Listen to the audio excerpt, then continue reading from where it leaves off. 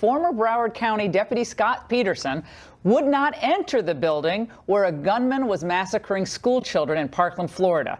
Mark Furman weighs in on that, and I'll tell you who is really responsible for this travesty in tonight's Angle.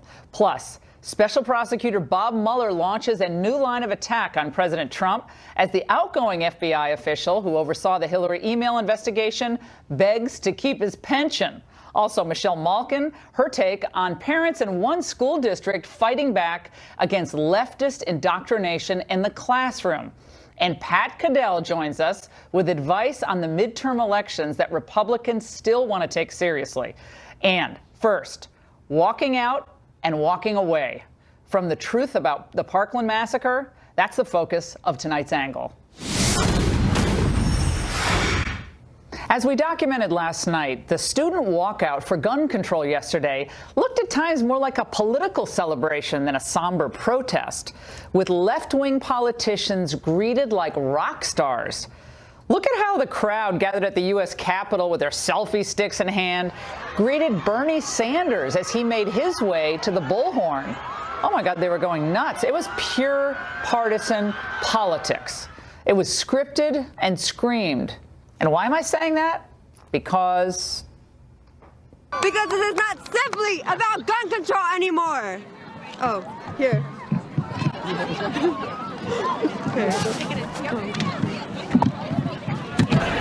Just snap it in. There you go. Okay. Because this is, wait. Okay. Because this is not simply about gun control. This is about human life. This is about the children who have lost their lives to gun violence. So I ask our Republican lawmakers, is their right to have a gun more important than our right to live? Not partisan at all. Look, that's a nice applause line, but of course, the wrath of the students is misdirected. The lines they're shouting, many used repeatedly over the years by anti-gun activists, conveniently do not address the real problem with that horrific tragedy at Stoneman Douglas High. The NRA is not responsible for allowing Nicholas Cruz to be armed and dangerous. Neither are Republican politicians, that young lady just called out, who support Second Amendment rights for law-abiding Americans. A new surveillance video just released by court order confirms what we already knew. Due to malfeasance, cowardice, or just pure poor judgment, the first officer on the scene, Broward Deputy Scott Peterson, did not enter Building 1200 where Cruz was carrying out his slaughter. He arrives on a golf cart, you see him there, with staff members while the massacre was underway. And the video shows Peterson with his gun drawn, but then he steps back and he remains outside. And he stood there as Nicholas Cruz's 6-minute spree of shooting continued. Well, in a statement, Peterson's lawyer claimed the deputy thought the shots were being fired outside. But these radio communications released last week demonstrate that he knew the shots were coming from inside Building 1200. Shots fired. Hostile shots fired. 1200 building. 26. So we also heard it over by inside the 1200 building. Alex, do not approach the 12 or 1300 buildings. Stay at least 500 feet away at this point. Wow. As we'll discuss in a moment, Peterson and none of the other 3 officers that were on the scene followed police protocol. Remember what Broward Sheriff Scott Israel, that number, said when he was pressed about Peterson's response? I gave him a gun. I gave him a badge. I gave him the training. If he didn't have the heart to go in, that's not my responsibility. No. So much for the buck stopping at the top. Now, Israel, I know it sounds tough here, but he comes off as a slimy self-promoter. And the stories over the years about how he's hired his friends and his family in key positions, reportedly many of them not qualified, after he was elected. And this is the same guy, by the way, Sheriff Israel, who thought it was appropriate to opine on a CNN town hall just a week after the shooting. They were supposed to be doing the investigation. He's on TV. And, of course, when he was on TV, he did not even mention the failure of Scott Peterson on scene. Look, many of those advocating for gun control post-Parkland They want to look away from the errors committed by law enforcement, which were numerous and frankly obscene at both the federal and the state level. There's almost no discussion at yesterday's rallies mentioning the fact that Nicholas Cruz's dangerous and disturbing behavior was flagged repeatedly to authorities over a period of 2 years, starting in February of 2016. Now, just a few reminders, because we forget this stuff after just a month. On February 5th, 2016, Broward police is told by an anonymous caller that Nicholas Cruz had threatened to shoot up his school and posted a photo of himself with guns on Instagram. The info was provided to Deputy Scott Peterson. Then on September 28, 2016, an investigator for the Florida Department of Children and Families concludes after a visit that Cruz is stable despite finding fresh cuts on his arms, apparently self-inflicted. His mother, Linda Cruz, said he had recently spoken of buying weapons. Then, on September 24th, 2017, a YouTube user named Nicholas Cruz posts a comment stating he wants to become, quote, a professional school shooter. The FBI in Mississippi hears of this, but fails to make the connection to Florida. Then there was this. A few weeks after his mother died, on November 29, 2017, the Palm Beach County family that took Cruz in after his mother's death called the Palm Beach Sheriff's Office to report a fight between Cruz and their son. He bought a gun about a week and a half ago, and he gets it today, so that we're seeing that he's going there now. Because that's all he wants is his gun, and that's all he cares about is his gun. And he bought tons of bullets and stuff, and I took it away from him. And I have a bunch of other little guns here. And BB guns, though. But he has a real gun that he's going to get now. Then she mentioned specific threats he had made. He put the gun in the head of his brother before, so it's not the first time. And he did that to his mom. His mom died November 3rd. But he's not. It's not the first time he put a gun in somebody's head.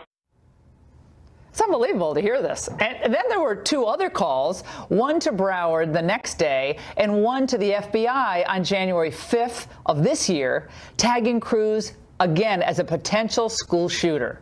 Neither Broward nor the FBI followed up. So, while everybody's denouncing the NRA or trashing President Trump in the wake of the sickening school shooting, activists might think that although it's fun to get the coverage on the evening news or, be the subject of an exciting viral video for your speech in front of the Capitol, you're only hurting your own cause if you refuse to acknowledge, really focus on the fact that we actually didn't need new laws to stop Cruz. We needed to follow the proper policing on the state and federal levels. Because had that policy, those protocols actually been conducted, Cruz would have been prevented from carrying out the Parkland carnage. He probably wouldn't have been able to get a gun in the first place.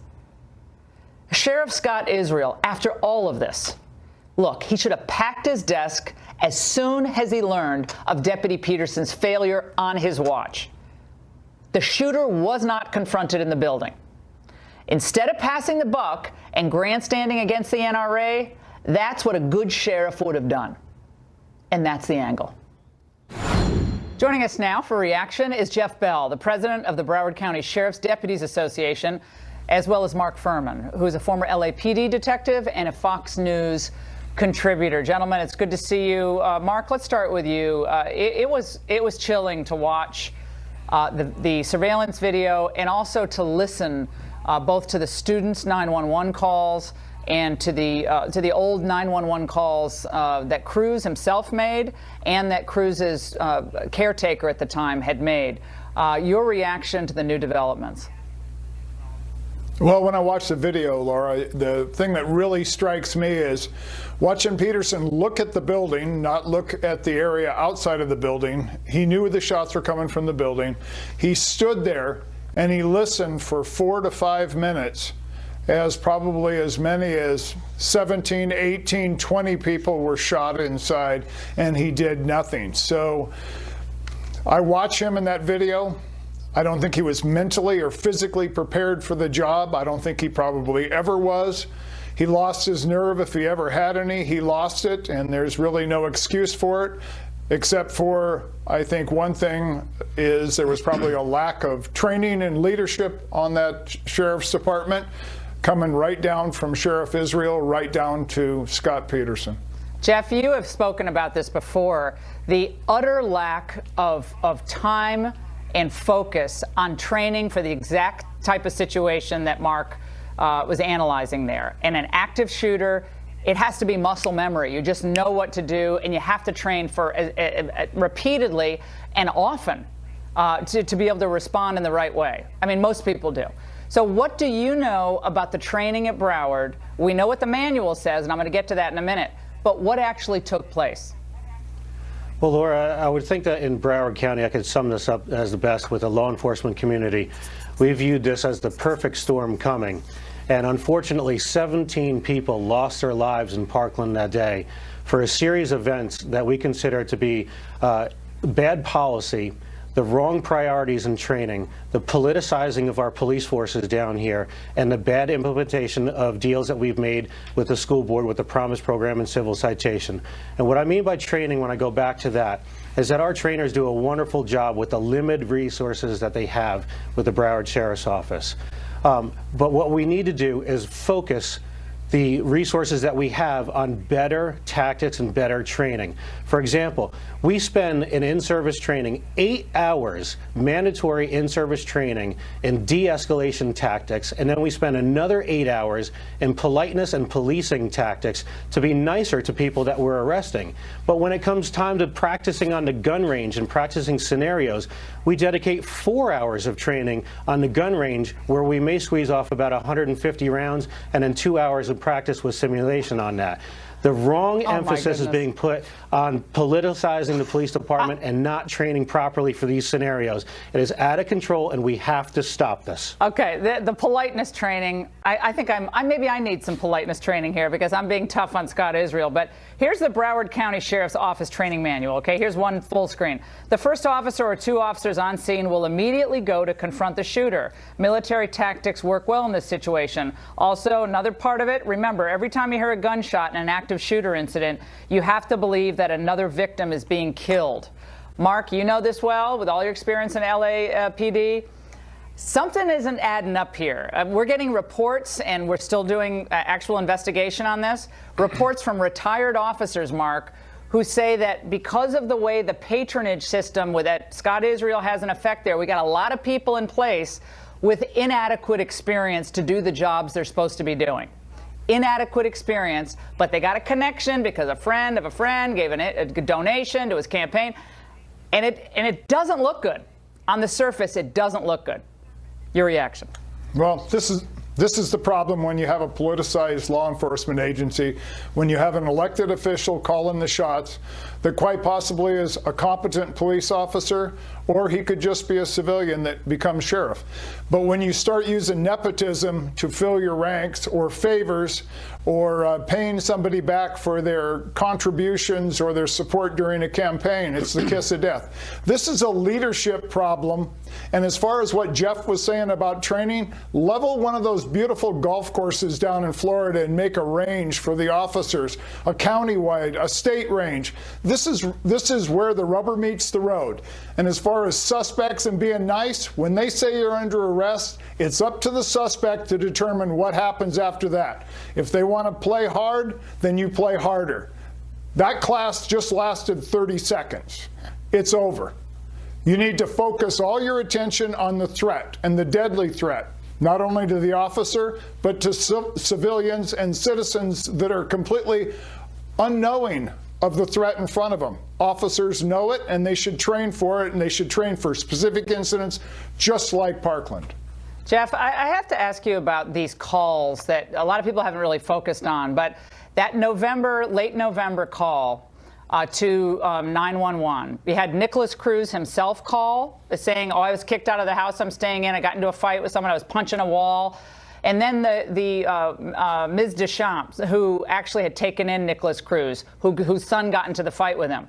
She says on that 911 call that we just played, He has held a gun to his brother's head before and to his dead mother's head who had just recently died. So this was nothing new for him to threaten someone by holding a gun to his head. At that point, and you both can address this, how does the police not act on that, knowing that she says he's going to get a gun at Dick's Sporting Goods, and she's basically said, I'm very worried about that.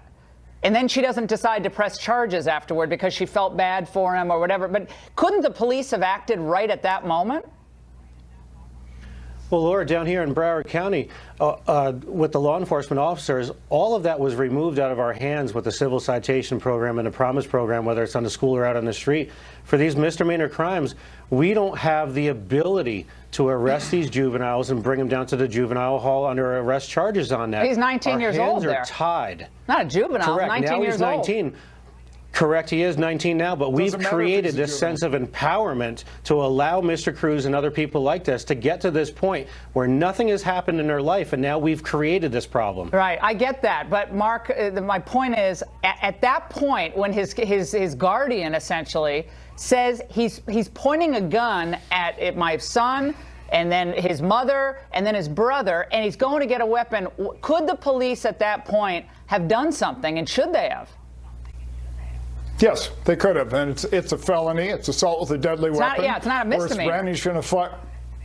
Well, it's not a misdemeanor. I mean, brandishing a firearm is a misdemeanor, but when you couple it with a threat, a visible or a verbal threat, then it's assault with a deadly weapon. You have a victim, it's an arrestable offense, and at the very least, you get the weapons out of the house, you arrest the juvenile, you get him into the system, you get him in front of a detective, a social worker, you get him into a juvenile hall, and if he's an adult, you get him into jail and have a detective talk to him. You do what you can, you get all the guns, everything that he has then, and you take it. I mean, there's so many things that were red flags here, flares, fireworks. The fact that none of them added up to an intervention that stopped this is really stunning. And none of this was discussed at the rallies yesterday. It was all Donald Trump's bad and get the guns. I mean, that's all we were talking about. We weren't talking about any of this, and I know the other line is convenient. Great segment, guys. Thank you so much. Laura, and up next. Could I yeah, add go something? ahead. Yeah, go ahead.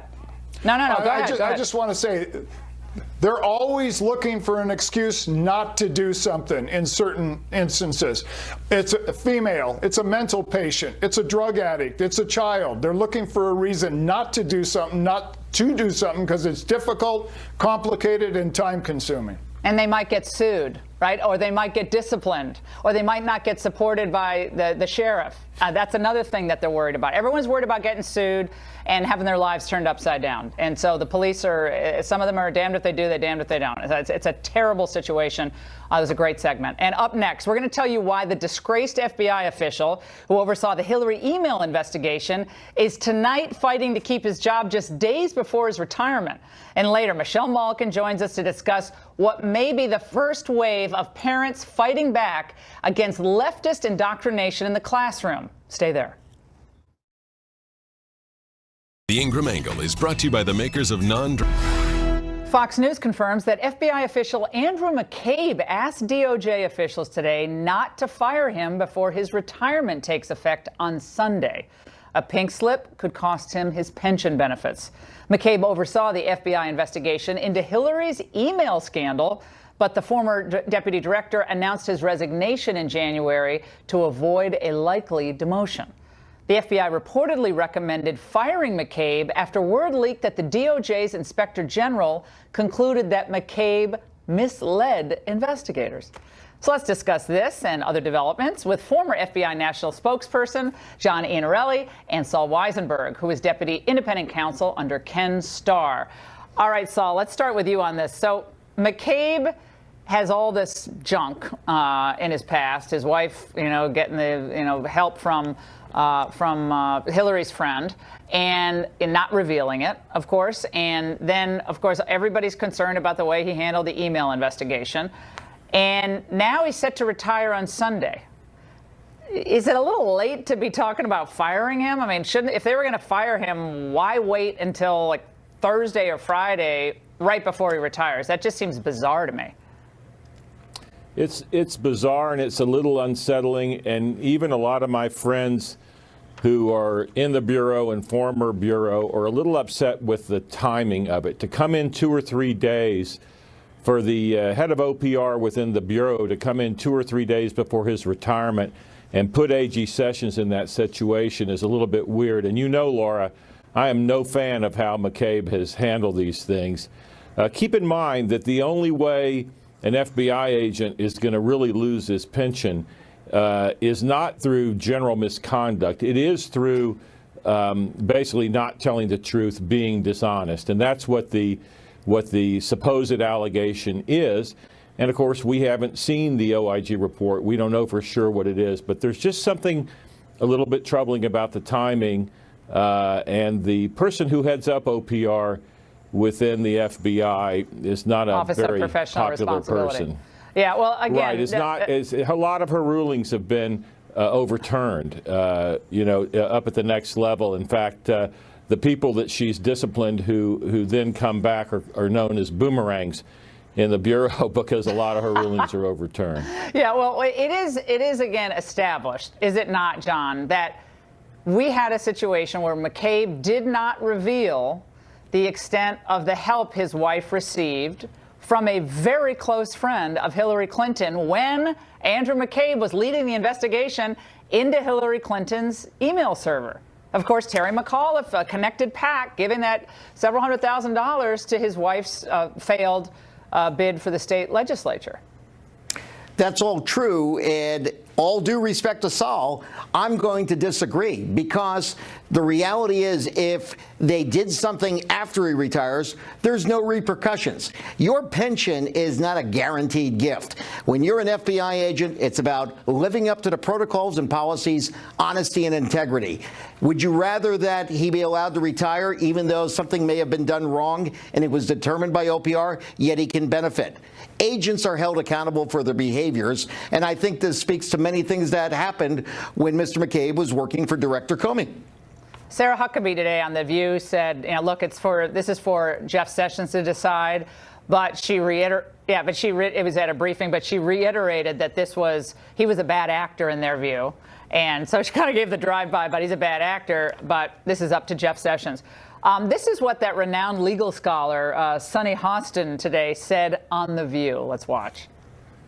We've seen this war on our intelligence community, this war on the FBI. I mean, this man is a career agent. I don't know what he did or did not do, but I am troubled with this constant attack on our intelligence community, because that is the stuff that dictators are made of. This is stuff that dictators are made of, because the intelligence community never gets anything wrong, Saul. They never make a mistake and never get anything wrong. Okay, 9/11. Hello.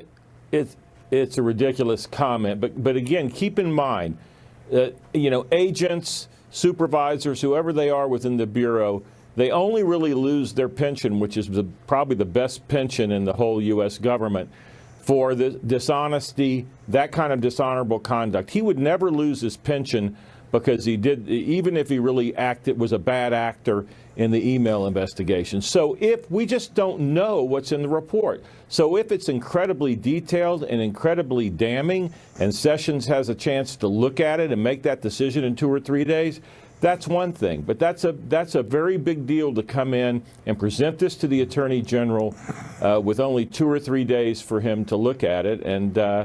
And again, I think of this particular person, the head of OPR. She didn't do the investigation. She just took the OIG's report.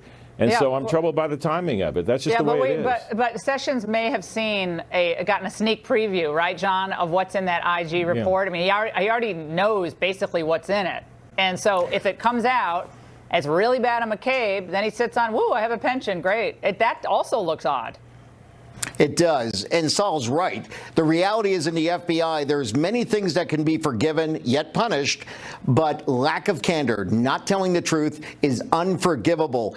Agents and support employees will be terminated for that type of thing to happen, and there are no exceptions. I think this is a good message when there has been leadership problems at times in the FBI, that no one can escape their responsibilities to their job. Yeah, and well, if investigations look like they're at their very core politicized, that talk about undermining the confidence of the FBI and the intel community. It's supposed to be calling balls and strikes without concern for politics, and that Laura, was my concern from the beginning. Yeah, really quick.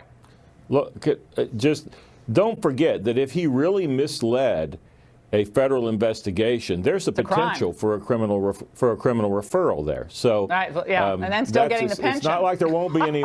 It's not like there won't be any more options. Yeah, we got you. All right, guys, fantastic segment. And I have a question. Have you guys had enough of teachers filling your kids' heads with leftist propaganda? What parents are doing to fight back at one school district? Michelle Malkin reacts next. In just days, Publishers Clearinghouse will be ready to award $7,000 a week for life. A school district near Milwaukee, it's called Oconomowoc, has instructed teachers to no longer hold discussions on social privilege unless they're related to a specific course or unless there's sufficient context. That's after parents strongly objected to an exercise on white privilege in which students were invited to fill out a privilege aptitude test. Is this the start of backlash against some type of leftist indoctrination in schools? Well, let's ask Conservative Review senior editor Michelle Malkin and Jason Nichols. He's a professor of African American Studies at the University of Maryland. It's great to have you both on, Professor. Thank you. I was kind of checking out the white privilege aptitude test, and I think I'll go through it for you, just for our viewers to understand what's going on. Okay, so here's some of the questions. Or some of the statements. You have to check what applies to you. When I go to the store, people believe that I am trustworthy and I will not steal something. People in the store do not follow me around. Next one. As a boy, I can play with dolls, or as a girl, I can play with trucks without anyone questioning my choice. Next one. I will not be teased because of my last name. Next one. When I am taught about American history or about contributions made, I am sure that I will see and hear stories about people who look like me. And finally, I'm encouraged to excel in every subject in school. What are they getting at in this? I think they're getting at certain people's experiences and trying to get people to recognize that not everyone has the same experience. And, you know, that's what I think unites us is we have to understand our differences, that some people have certain advantages and others don't. And, you know, I know for me, for example, I know we're talking about white privilege, but I have to recognize that I'm a privileged person in a lot of respects. I'm cisgender, I'm straight, I'm male, so I have certain advantages that other people don't have. And for people who don't know what cisgendered is, explain that. I actually do know, but explain that. So that means that my sex also matches my gender. Okay. Okay, a lot of people don't know what that is. That's kind of a fairly new terminology. But right. So see what I see, and Michelle, you can chime in on this. When I hear privilege, like I grew up very working class, and there were kids in my town that were very privileged. Now we weren't hungry, we didn't go on vacation or anything, but we weren't hungry. But there were other people who were more privileged, and I lived in a town that was pretty much white bread town. But I don't like white privilege, black privilege. I don't know. To me, it's the color designation that I don't think is always that accurate.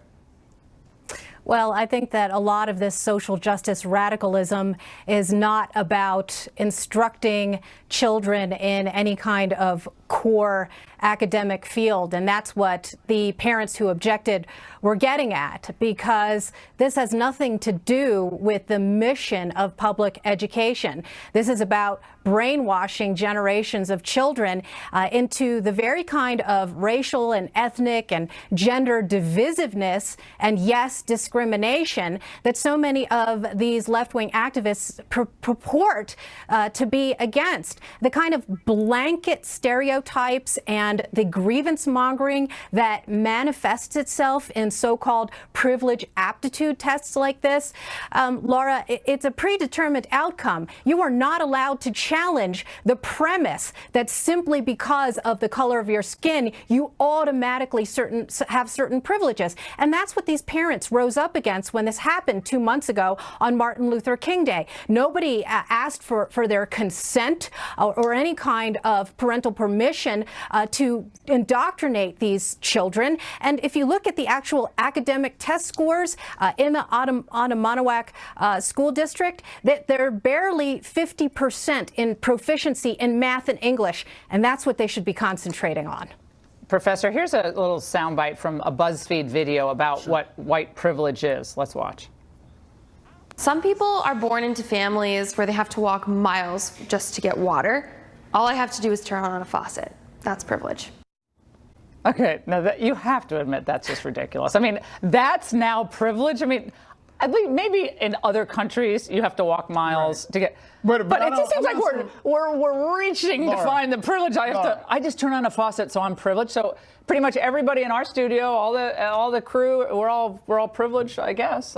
Yeah, Laura, people of all different I don't colors think that was definitely. I don't think that was specifically referring to white privilege. It is funny though. I think that was referring to American privileges that we have. That the fact that we are able to turn on faucets, unless you live in Flint, Michigan, you can turn on a faucet and get a drink of water and assume that it's going to be healthy. But to Michelle's point, that aren't we worried at some point that this focus is what indeed is dividing us as Americans? I feel like you and I could sit down, we could agree on so much stuff, like politics, schmolitics, but we could agree on so much about kids and good manners and all the things that we love about people and relationships.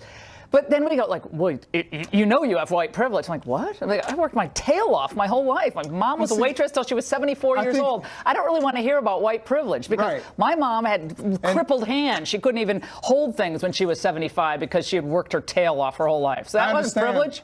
I think that people misunderstand what white privilege is actually referring to. It doesn't negate hard work.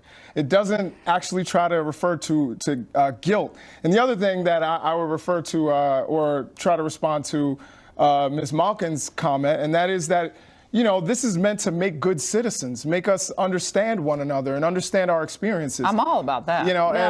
As far as excuse me, hold on. As far as I was, your mother's hard work. So let's take a quick metaphor here. If we're both running a race, and I'm running a steeplechase and you're running, a straight path, it doesn't mean that you're not faster than me. It doesn't mean that you didn't train harder than I did.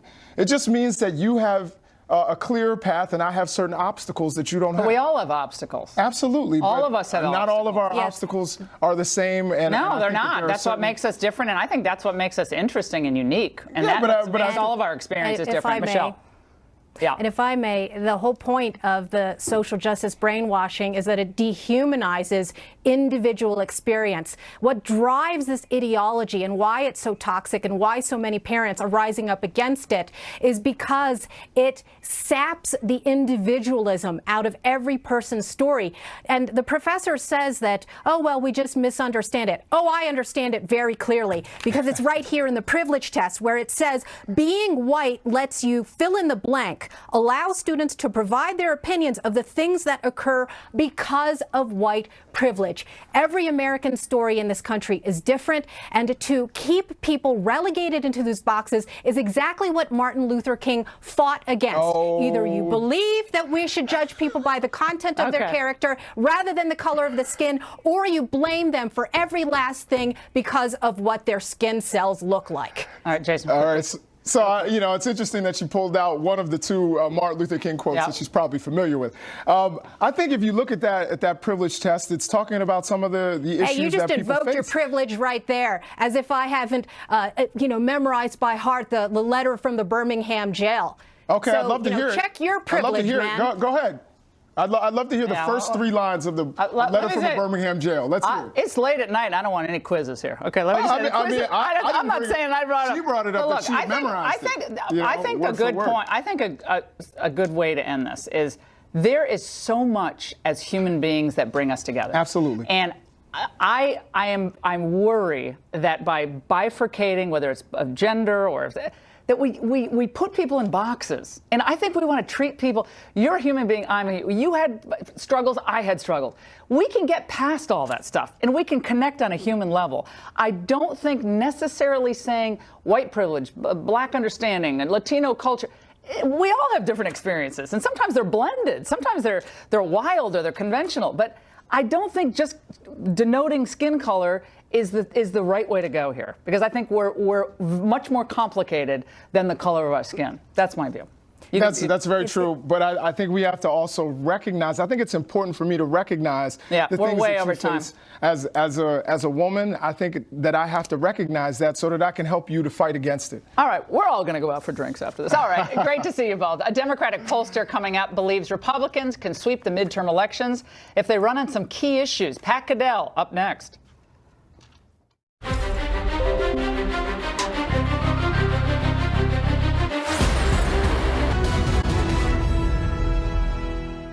After that conservative Democrat Connor Lamb narrowly won Tuesday's special election in Pennsylvania for a House seat, a Democratic pollster has some advice for Republicans. Pat Caddell says Republicans can win the November midterm elections if they run on some key issues. So what are they? Let's ask the man himself. Joining us now from South Carolina, Pat Caddell. All right, Pat, great to see you. So what are the key things that Republicans need to run on? Well, let me start by saying what I actually said in the interview. They have to nationalize the election. The election right now is being nationalized. It's being nationalized on one basis. Is there anything you don't like about Donald Trump, therefore you should vote against him? It is the problem for incumbent presidents. And particularly when you have the Democratic base revved up. The problem the Republicans had, as they had in Allegheny County and other places, is in traditionally Republican suburbs. They cannot afford to get the shellacking in suburbs like they did in Allegheny County, which went 7 points for Romney, 4.5 or so for Trump, and went like 16, 17 points. But what are the issues they need to focus on, Pat? What are some, the first thing the key issues? Let me kick off first. The reason that we have right now the Democrats everywhere else, the progressive Democrats, many of them already taken a stand for impeachment. I don't think the country is interested in, and particularly Republicans. You've got to reignite Republicans with their beliefs.